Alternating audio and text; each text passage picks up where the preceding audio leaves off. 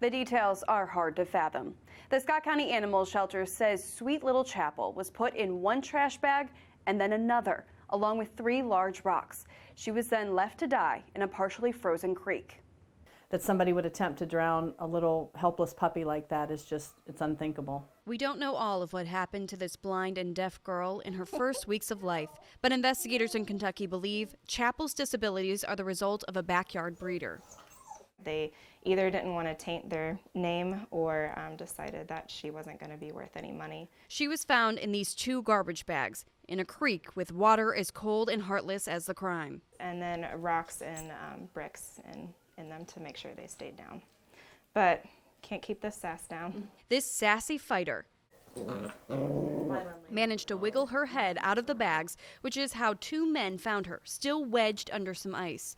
The Australian Shepherd's journey to recovery would soon bring her to Molly. It broke my heart seeing her for the first time.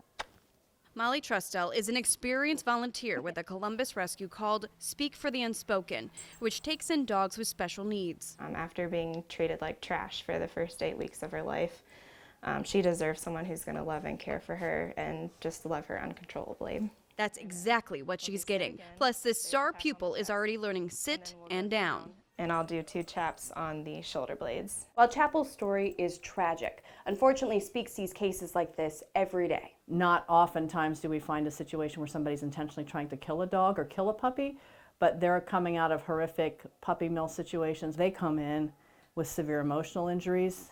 They come in with no muscles in their legs because they've been crated their entire life. They're afraid of human touch. They don't know what it's like to walk on grass. They also take in dogs with severe and costly injuries that may even need amputations. Speak even has other adults and puppies just like Chapel. It is just insane how these dogs touch people's lives and how, they don't know they're any different, and it's just a really good life lesson all the way around. So whoever gets her is going to be really lucky.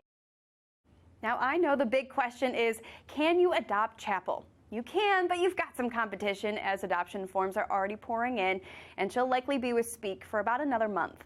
You can find the adoption forms for all their dogs at speakfortheunspoken.com. There you can also donate, and they can always use more fosters like Molly to save even more dogs.